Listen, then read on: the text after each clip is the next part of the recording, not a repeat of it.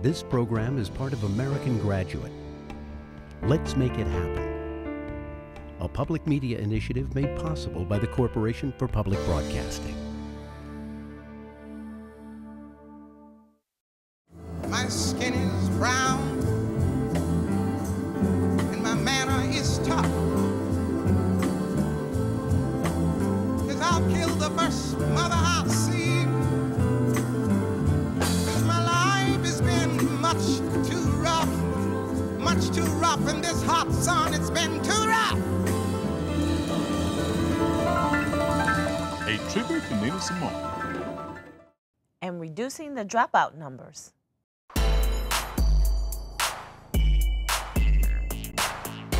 Good evening and welcome to this edition of Black Nouveau.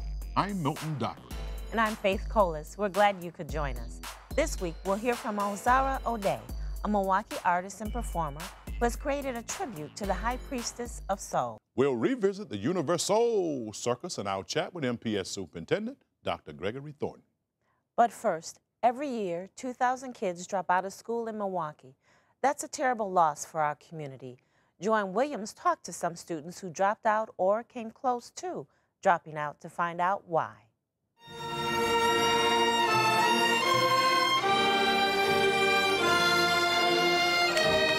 The day we graduate from high school is supposed to be glorious, a day of cheers and tears and pride all around. You did it. You graduated. You got that diploma. But way too many teenagers in Milwaukee don't get to feel the joy of that day with their class. They don't graduate on time. They don't graduate from their original high school, or they just don't graduate at all. What are the reasons that kids stop working to get this?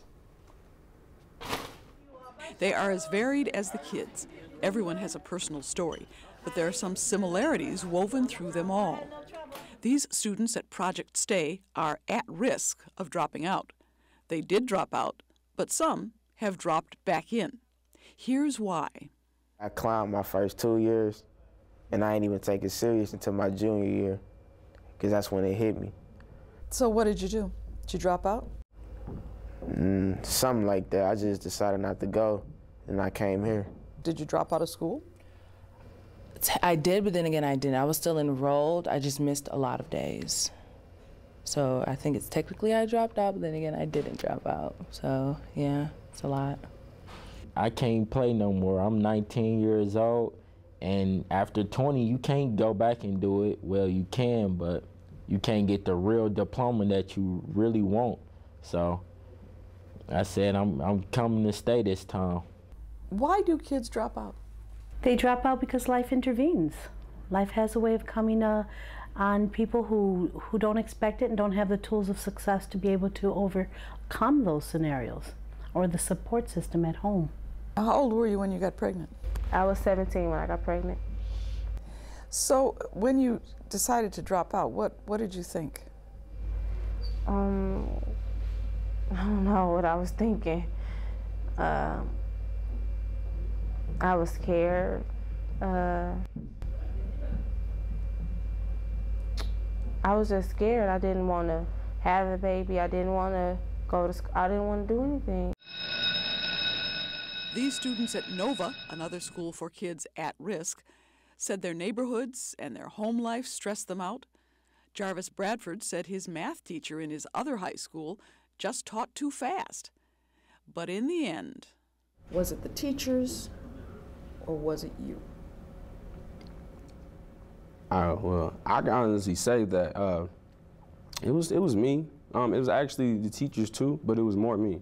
I'm not gonna blame them because I didn't get good grades. I cared about other stuff at the time. School wasn't the #1 objective in my life. And after thinking about it, Jalen Cross came to the same conclusion. It was all me. I blame myself for my own mistakes, so it was me. But the teachers, they weren't really too much big help either. All these students know they will be better off with a high school diploma. The analyses from the U.S. Census Bureau tells them so. In 2008, those without a high school diploma earned about $21,023 a year. With a diploma, $31,283. With a bachelor's degree, They earned an average of $58,613.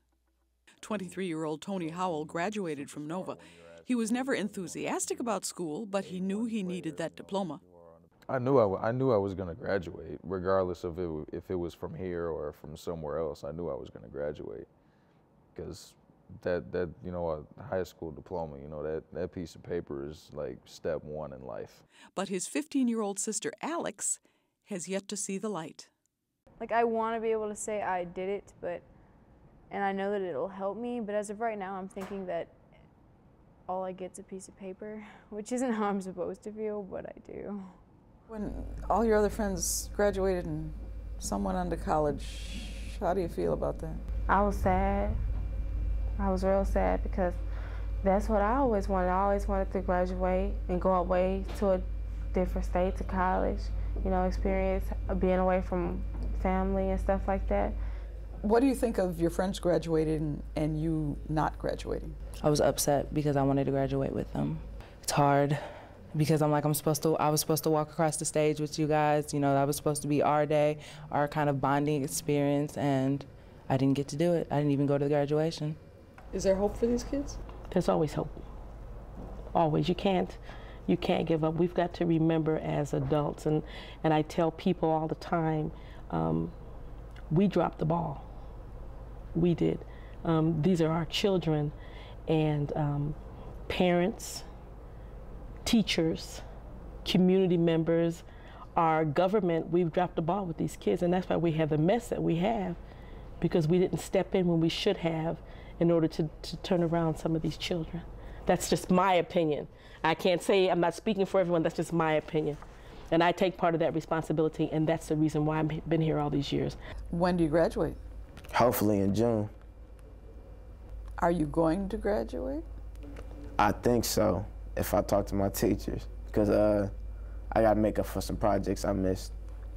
But my grades is good, though. Proud of yourself? Yeah, I'm proud of myself, because I had a 3-point here. I ain't never had a 3-point. Man, it's hard out there.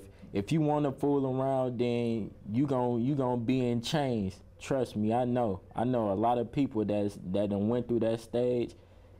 Go to school, get that education. That's the best thing to do right now. Get an education, because without that, you cannot make it.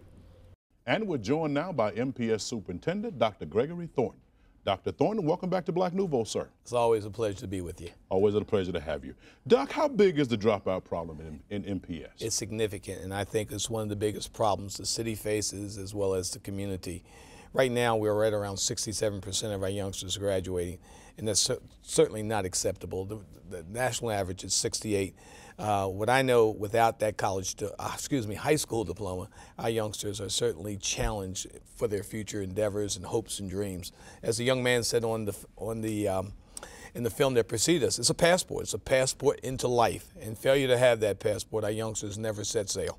But Doc, how do we get young people to realize that it is a passport to success? We got to start early. It doesn't start these are high school youngsters. It starts at elementary schools. Young people do not drop out of high school. They drop out well before that. They actually leave in high school. We got to create the conditions where young people want to stay. I'm going to also talk about a concept that's not just about dropout, it's about push out.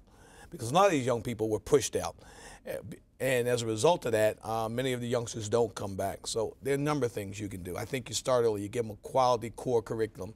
You got to give them the tools that are necessary to be successful in school. None of us like doing things if we're not successful. So if you're in school and you're not being successful, then certainly you often leave. So we got to start early. We got to certainly work on literacy. Literacy is the key. If we got young people reading, we can make this thing happen. Then you got to work on math. We know math is a gatekeeper for higher education and certainly for moving through college. And then you got to create an atmosphere in school that's inviting. You want to be there. A lot of our youngsters say they're bored, and rightfully so. I've been in some of our high school classrooms, and they're justified. But then we got to certainly involve parents. We got to involve the entire community. There's enough blame here to go around with everybody. Definitely. Now we got to get out of the blame game and let's go to work and fix it. But Doc, what type of programs do you have in place at MPS designed to address this issue? We're doing a number of things. For us, college is the goal for us, or college ready. And certainly I'm realizing that every youngster won't go to college, but I think every youngster needs to be ready to go to college. And I think the goal of MPS or any K-12 institution is to get young people prepared for the next juncture in life, the next stop in life. So we've done a number of things. One, we've tried to make college a reality, make it accessible. I'm really pleased to say that we've launched a couple of college access centers, opportunities for families to get involved with young people. Actually, for young people and families who don't know how to make that first step, there are places that you can go in this city, sit down with counselors and work through that. How do you fill out the application? What are the opportunities and potential universities that are available? What's some of the world of work, what does that look like? And we're pleased to say that we launched the first one over at Center in Fond du Lac. We will actually launch another one on the south side, and hopefully, if I'm successful, we'll have 4 of those centers throughout the city, so parents have a place to go to work with their youngsters. We're very fortunate to be one of 9 school districts in the nation that was selected for the Gear Up Grant, another avenue that will actually bring $30 million to this community, $15 million of U.S. Department of Education funds, and a $15 million match to begin to get a situation, to get our culture, get the environment such that our young people have an opportunity to go to college. Briefly, Doug, could you explain what is Gear Up? Gear Up is an opportunity for our young people to actually have access to college campuses, to get the supports, the structures, the tutorials that they need to be successful. Again, our young people who are fortunate enough to get to college, many of them go to college, unfortunately, and have to take tutorial classes. This is an opportunity to give them a step in, to get them prepared actually to matriculate on college campuses. Now, Doc, on a previous program that aired here on Milwaukee Public Television, one young man stated the reason why he dropped out of high school was because he felt teachers did not have time to help him academically. Briefly, how can you address that? I would probably suggest that that might be the case in that individual, but for that particular individual. However, I don't feel that's the condition that permeates the system. I will suggest to you that when I talked about push-outs, we do push young people out because some of our young people are very difficult to teach. And many of our young people do not have the level of investment that's necessary to be successful. As many of the young people pointed out, you know, hey, I got to do this. And sometimes that bell doesn't go on early enough to actually make that high school experience one that's certainly useful and able to actually move them forward in their high school career. Doc, here is the big elephant in the room that many educators do not feel comfortable talking about. Let's take it on. How big of a factor is cultural differences and vital. Students dropping out? Let's take this Talk one. about that, sir. Let's take this one. This is big because I really believe you can't teach a youngster if you don't know them. And if you don't know like these young people and you don't know who they are, where they're coming from, you can't make the accommodations that are necessary for these young people to be successful. Our young people come from some very challenging environments. Right now we have 3,500 homeless children in the city. Well, I know we need to be focused around school, but if you're wondering where you're going to go at the end of the night and whether you're going to have heat and whether you're going to have food, those are major barriers. We need to understand that, not make excuses for it, but make accommodations and provide the supports that are necessary for our young people to be successful. I think it's vital. Doc, I got about 1 more minute. Sure. But how can we get teachers to understand the importance of understanding the culture of their students? Because as you stated, if you don't understand it, it's very difficult for you to help me. Talk about that briefly. I believe that certainly there are ways in which we do that. One of the things that we will move forward very shortly is cultural competence, an opportunity to begin to understand and celebrate the differences that Milwaukee brings. There once was a time when Milwaukee was pretty homogeneous. Go to any school, any high school. I was in a high school the other day and I looked at a football team. It was all white. I mean, and certainly that's okay.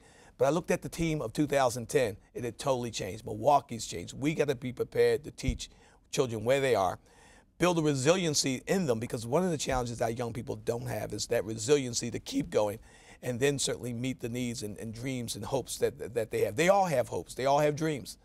We got to be certain that we're dream keepers to ensure that those dreams are fulfilled. In about 20 seconds, talk a little bit more about that homelessness issue contributing to the dropout. Oh, that's one of my biggest challenges. You know, each day I come in, I get a count as to how many youngsters we've documented that's actually homeless. One of the things we're doing right now is trying to actually work with all the agencies in the city. There's a number of wonderful agencies in the city, but we're not very coordinated. Many of us are going down the same street, knocking on the same doors, and not getting the results. We got to go after that. You know, this is the winter season. I watched kids come in this morning, and they didn't have socks on. I watched kids come in, they didn't have coats on. I know high school is important, and that can't be an excuse, but we got to deal with those issues right away and now. Dr. Thornton, this interview was designed to talk about the dropout rate. There are many more issues that need to be discussed. Will you come back and talk with them about I would love to. Dr. Thornton, thank you so much. It's always a pleasure.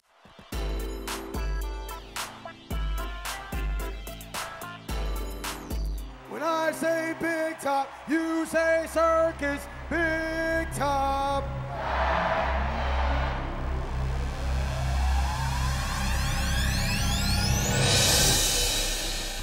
The Universoul Circus travels across the United States, featuring spectacular African-American artists as well as other minorities. The idea of a black circus dates back to the late 19th century, when Milwaukeean Ephraim Williams became the first African-American circus owner in the United States. He is often remembered as He Is Here by the Gilbert and Jones Troupe, which performs in Milwaukee's Great Circus Parade. The Universoul Circus began in 1994 and opened the doors for African-American performers. But right now, I want you all to meet the entire cast of the Universoul Circus.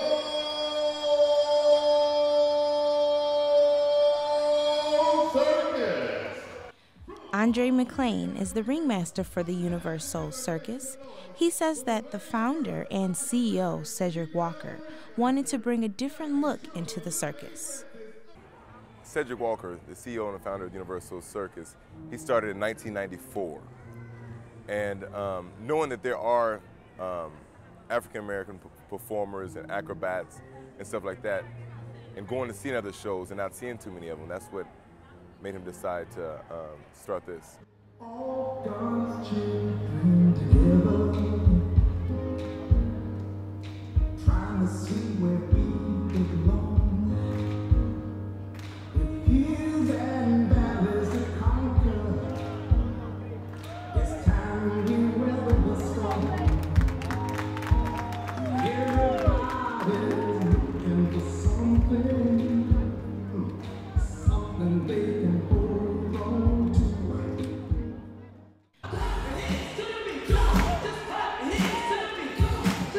One of the many highlights of the circus is the clowns, and the most famous one is Onion Head. This is my heart, this is my passion, because when I heard about this, my mom had died in '94. I left New York and I came home to take care of my dad, who was 94 at the time. So I was taking care of him, and during the time I was at a cousin's house, and his daughter came from Atlanta, Georgia, and had this magazine with this female clown face on it, just a face. And I read the magazine, it was all about Universoul, and there I put in my mind, I must join this circus. I'm going to join this circus. I called them up. They told me to send in any type of clipping I had. I did that, sent in videotape. I sent in newspaper clipping, which only had one at the time. Universoul signed him on, and he is now their signature clown. He is known as the Clown from the Hood.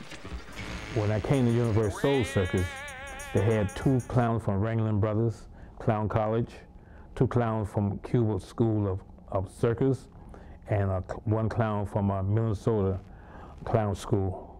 And I was the only clown that never come from any type of curriculum. All my clowning come out of the streets of the Bronx and Harlem. So they started calling me the Clown from the Hood. And it's stuck now. Here it is, 12, 13 years later, and I'm still the Clown from the Hood.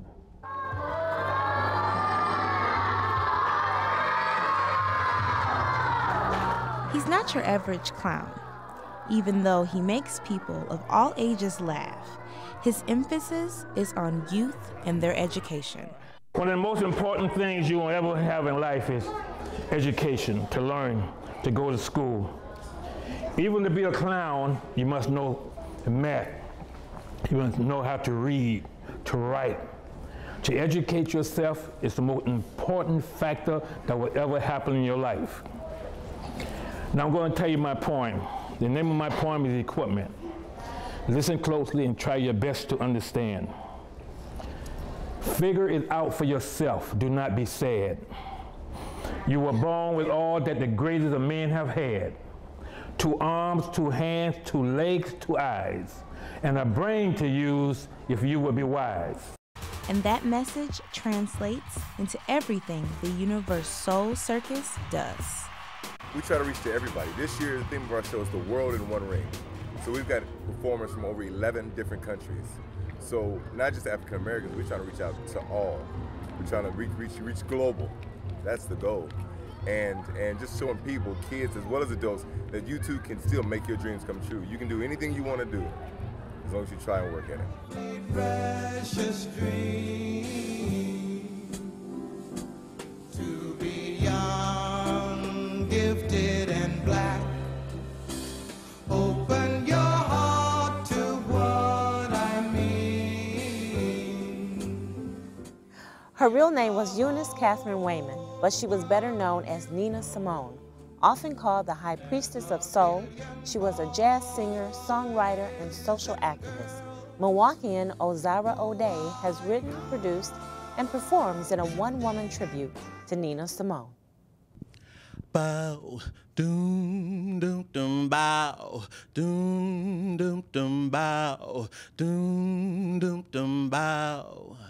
My skin is black, and my arms are long.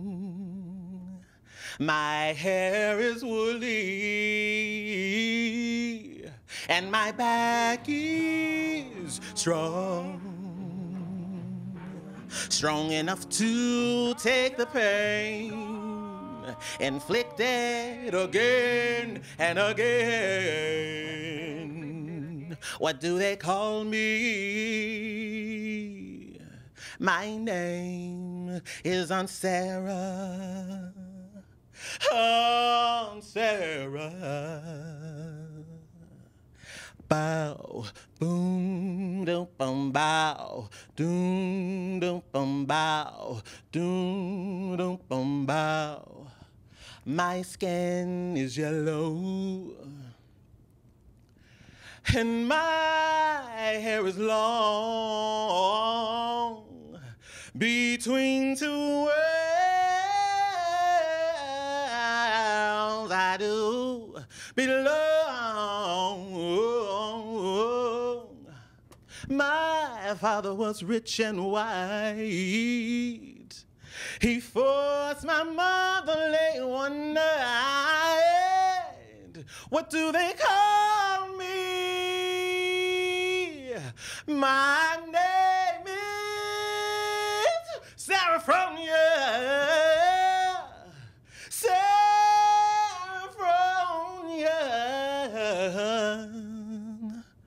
Bow, doom, doom, doom, bow, doom, doom, doom, bow, doom, doom, doom, bow. My skin is tan, and my hips are fine. My lips invite you, and they're just like wine. Whose little girl am I? Well, I'm yours if you've got money to buy. What do they call me? My name is Sweet Thing. My name is Sweet Thing. Bow, boom, doom, boom, bow, boom, doom, boom, bow, doom, doom, boom, bow. And my skin is brown, and my manner is tough, and I'll kill the first mother I see. My life has been rough. I'm awfully bitter these days because my parents were slaves. And what do they call me? My name is Peaches.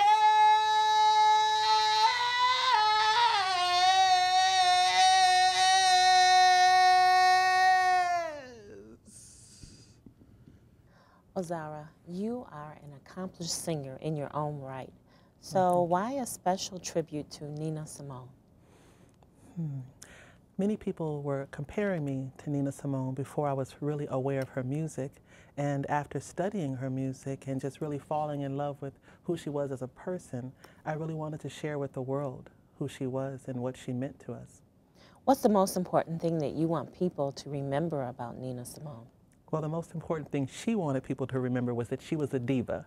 That's what she said. She wanted them to know that she was a classically trained pianist, and she didn't like to be referred to as a jazz singer. She wanted to be more of a classical black pianist because she crossed so many different genres, and she didn't want to be put in one genre called jazz. The piece that you performed, tell us a little bit about that. For Women. For Women is based on the variations in our complexion as black women. And she wanted to discuss and bring an opportunity to discuss how we became who we are and to make us talk about it, bring it to the forefront. Well, I think the performance will initiate that conversation for sure. Thank you. It's absolutely fabulous. Why is it so important to keep contributions and to remember artists like Nina Simone? Why is that important for our culture and just for people in general? Well, I think what has happened in many of the schools, we've lost a lot of our music classes. And in that, we've also lost the history of our music. And even though today many of the hip-hop artists were sampling Nina Simone, they didn't really know who they were listening to, and they didn't know her story.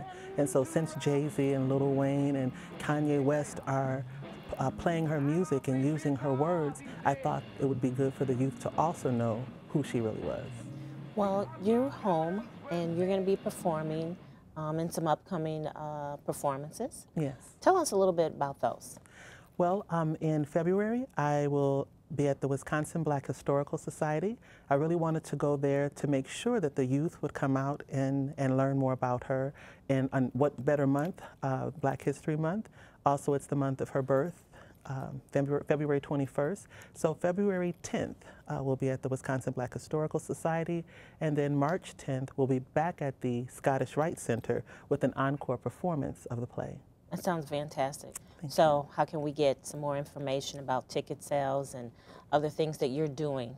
Well, you can follow me on Twitter, or you can go to Facebook, and you can also go to my website. It's OzaraOde, my name.com. I try to keep it all simple. Sounds good to me. Thank Ozara, you. Thank you so much and welcome back home. Thank you so much. And that wraps up this edition of Black Nouveau. Remember, in the coming week, do something to expand your world. Good night. Good night.